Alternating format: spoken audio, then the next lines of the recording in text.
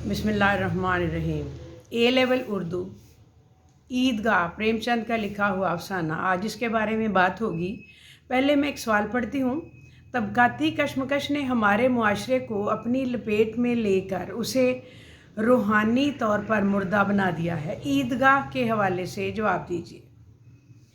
पहले प्रेमचंद के बारे में कुछ लाइनों में आपको बताऊंगी, उसके बाद ईदगाह की कहानी और उसका तज्जिया पेश किया जाएगा। पहले आप इसके बारे में देखें कि प्रेमचंद इब्तदाई ज़िंदगी में ही कहानियों और दास्तानों की सहर अंगेज़ी, तख़य्युलाती उनसर, मुहिम जोई और तजस्सुस के असीर हो गए थे।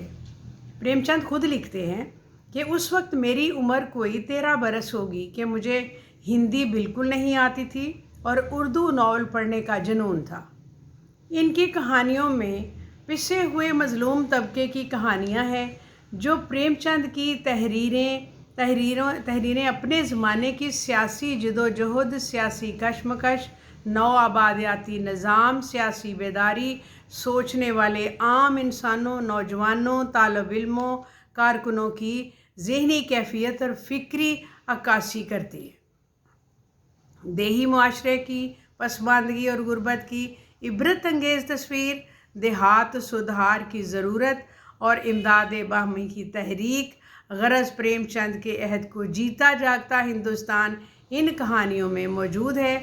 दुख, दर्द, सादा खुशियों, नाइंसाफ़ी, जुल्म, इंसानी हमदर्दी से भरा हुआ मुआशरा, तबकाती जो और जो अवामी कशमकश थी, उसको वाज़े तौर पर इसका नक्शा इनके अफसानों में मौजूद है। प्रेमचंद का असलूब, बोलचाल, सादा बयान इस कदर सादा बयानी के करीब था कि बनावट और कोशिश से नहीं लिखते थे, बल्कि उनकी कहानी आमद की उम्दा मिसाल है। ज़ुबान इतनी सादा होती थी कि हर शख्स बेतकल्लफ उसको समझ ले। इनके किरदार सीधे और सादा, जिनकी फितरत में कहीं ना कहीं खैर का जज्बा ज़रूर मौजूद होता था। इनके किरदारों में इंसानी जज्बों के सच्चे रंग, खलूस, मोहब्बत, नेकी और कुर्बानी पाई जाती थी। इनके किरदार हकीकी हैं। प्रेमचंद खुद लिखते हैं कि मैं जो कुछ लिखता हूँ वो फितरी है, हकीकत है, और फितरत से परे हटने का मतलब ये है कि आर्ट पर जो है वो अपनी खूबसूरती और बुराई की तरफ राग़िब हो गया है। हकीकत यही है कि हर चीज़ जो है वो बेहतरीन तरीके से सामने उस वक्त आती है जब हकीकत हो। अब देखते हैं कि ईदगाह क्या है। मुंशी प्रेमचंद के बेहतरीन अफसानों में से एक अफसाना ईदगाह, जो कि मुसलमानों के त्यौहार ईद के मुतालिक है, और कहानी एक 4 साल के मासूम गरीब सूरत बच्चे हामिद की है, जिसका बाप हैज़ा की नज़र हो गया और माँ ना जाने क्यों जर्द होती हुई मर गई। किसी को पता ना चला कि बीमारी क्या है, कहती किससे, कौन सुनने वाला था। दिल पर जो गुज़रती थी वो सहती थी, और जब ना सहा गया तो दुनिया से रुखसत हो गई। 4 साला हामिद अब अपनी बूढ़ी दादी अमीना की गोद में सोता है और खुश है कि उसके अब्बा जान बड़ी दूर रुपए कमाने गए हैं, बहुत सी थैलियाँ लेकर आएंगे।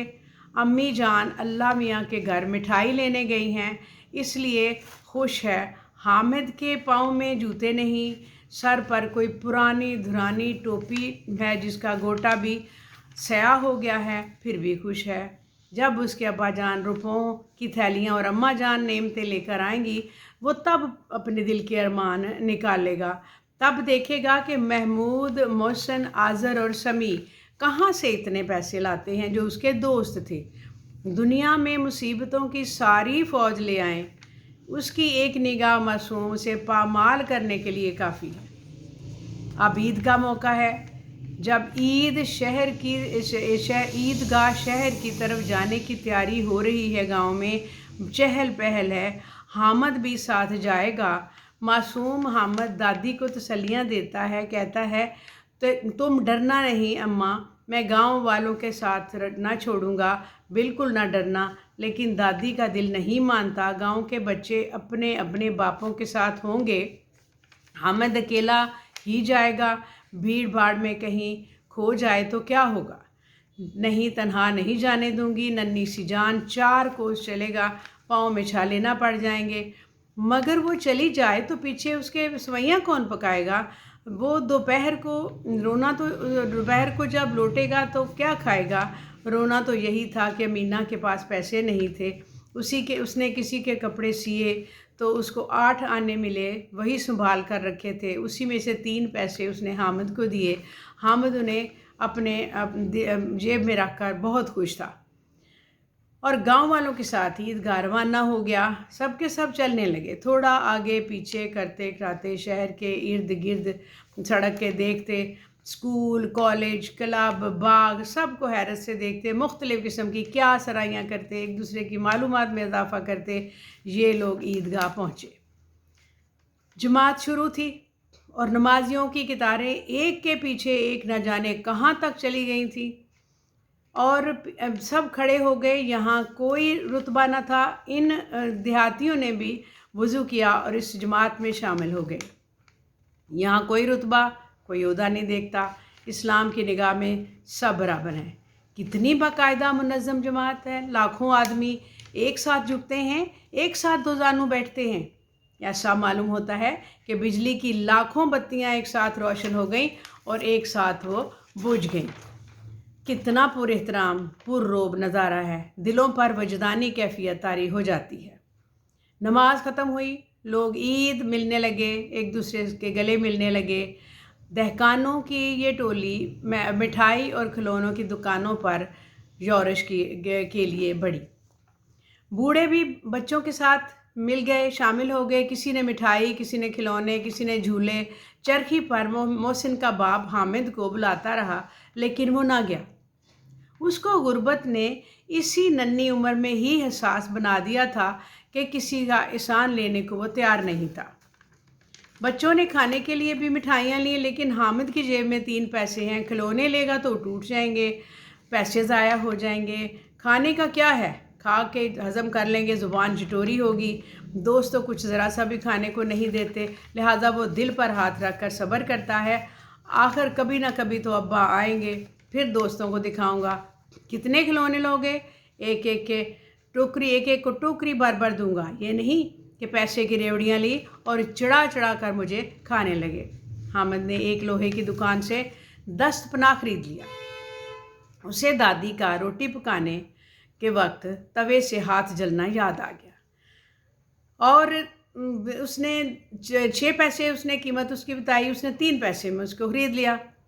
اور عیدگاہ سے کے بعد میلے کا ہنگامہ ختم کر کے 11 بجے کے قریب یہ لوگ دہقانوں کی ٹولی گاؤں واپس آئی۔ گاؤں میں چہل پہل ہوئی، میلے والے آ گئے، سب دیکھنے لگے، سب بچے کوئی نہ کوئی کھلونا لائے۔ حامد بھی گھر گیا، دادی نے اٹھا کر پیار کیا، اچانک اس کے ہاتھ میں چمٹا دیکھ کر حیران ہوئی۔ حامد نے کہا، میں نے 3 پیسے میں خریدا ہے۔ دادی نے چھاتی پیٹ لی، یہ کیسا ناسمجھ بچہ ہے، دوپہر ہو گئی، نہ کھایا نہ پیا، لایا کیا یہ دست پناہ، میلے میں تجھے اور کچھ نہ ملا؟ حامد نے خطا وارانہ انداز میں کہا کہ تمہاری انگلیاں توے سے نہیں جلتی تھیں؟ دادی امینا کا غصہ شفقت میں بدل گیا، شفقت بھی وہ جو منہ سے بیان نہیں ہوتی، درد التجا میں ڈوبی ہوئی۔ اف، کتنی نفس کشی، کتنی جان سوزی۔ تب بڑی دلچسپ بات ہوئی کہ بڑھیا امینا ننھی ایسی امینا بن گئی اور رونے لگی، دامن پھیلا کر حامد کو دعائیں دیں، آنکھوں سے آنسو جاری تھے۔ حامد اس راز کو نہ سمجھتا، نہ سمجھ سکا، اور نہ ہی کچھ پڑھنے والے اس کو سمجھ سکیں گے۔ اس کا تجزیہ ہم اس طرح سے کریں گے کہ اس کہانی میں پریم چند نے ایک طرف اسلامی مساوات کا روح پرور منظر جو ہے وہ ابھارا ہے، اور دوسری طرف اسے معاشرتی سطح مساوات کے تناظر میں امیری غریبی، اونچ نیچ، اتار چڑھاؤ کے فرق سے ملا کر سماجی ناہمواریوں، عدم مساوات کی حقیقی، گمبھیر اور جان لیوا سچائی کو نمایاں کیا ہے۔ لوگ جب عیدگاہ میں تھے تو سب ایک تھے، رکوع و سجود کا روح پرور منظر تھا، لیکن جیسے ہی میلے کے بازار میں آئے، بڑوں تو بڑوں، چھوٹوں میں بھی اونچ نیچ کا فرق نمایاں ہو گیا۔ کہانی کا مرکزی جو تصور ہے دراصل کھلونوں کی خریداری کے ساتھ اپنے عروج پر پہنچ جاتا ہے، مگر حامد کی دلی خواہش اس وقت پوری ہوتی ہے جب اس کی دادی امینہ اس کو دعائیں دیتی۔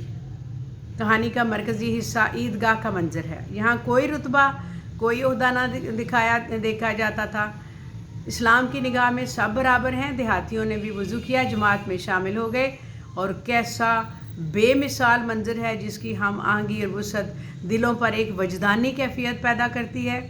کوئی ایسی کشش ہے جس نے سب کو ایک لڑی میں پرو دیا ہے۔ لیکن نماز ختم ہونے کے بعد جیسے ہی بچے میلے کے بازار میں جاتے ہیں، کھلونوں اور مٹھائیوں کی دکانوں پر دھاوا بولتے ہیں، تو سماجی فرق اور تفریق ہمارے سامنے آ جاتی ہے۔ محمود، محسن اور سمیع تو ہنڈولے پر چڑھتے ہیں، کبھی آسمان پر جاتے ہیں، کبھی زمین پر آتے ہیں، لکڑی کے ہاتھی، گھوڑے، اونٹوں کی چرخیوں پر چڑھتے ہیں، سب کچھ ہوتا ہے۔